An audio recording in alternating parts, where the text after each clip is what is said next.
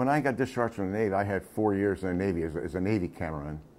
So I saw in the paper that Channel 11 was coming on the air.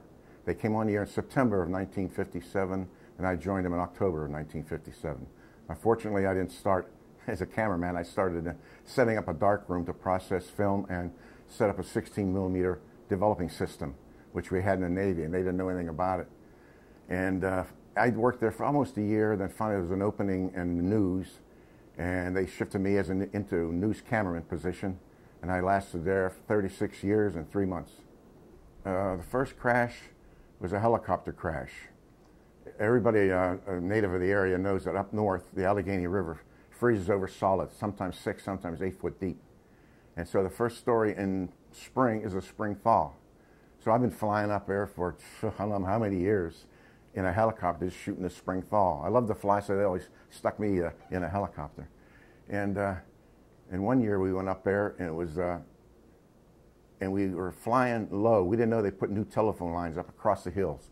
The Allegheny River sits in a deep valley, and there's wires across. You can see the big wires, but they strung 4 telephone wires across and didn't mark them. And we hit it head on, probably about 100 some miles an hour.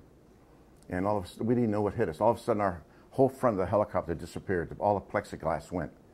And in those days, the cameraman sat in the front. Nowadays, they shoot out the side door.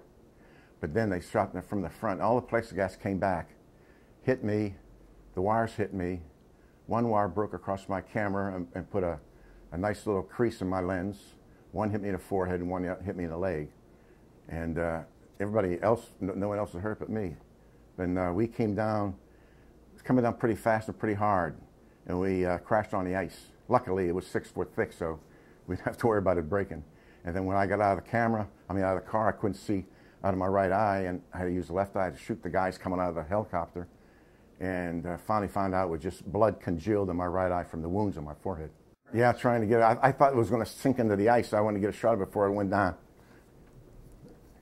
But that's what you're doing, you know.